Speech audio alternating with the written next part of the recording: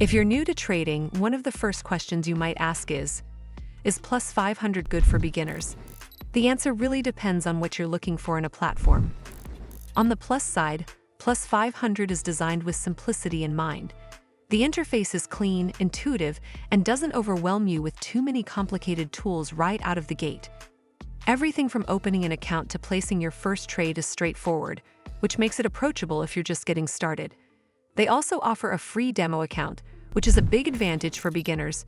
You can practice with virtual money, test out strategies, and get comfortable with the platform before risking real funds. Another point in its favor is transparency.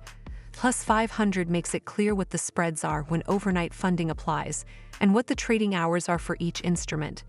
Having that information upfront helps new traders understand the costs and mechanics without hidden surprises. That said, there are also some limitations to consider. Because Plus500 uses its own proprietary platform, it doesn't support advanced tools like algorithmic trading, expert advisors, or custom indicators that you'd find on something like MetaTrader.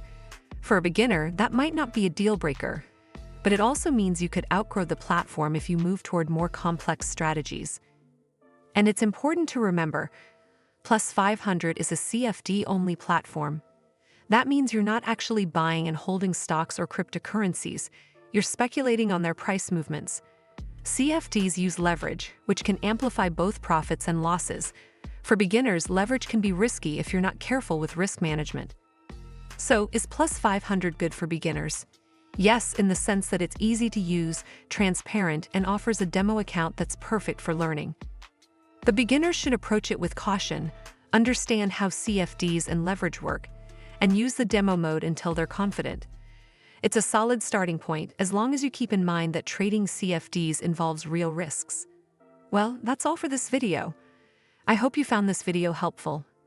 And if you did, make sure you give this video a super thanks by clicking on the heart icon to help support the channel, and don't forget to hit the subscribe button. We'll see you in the next one.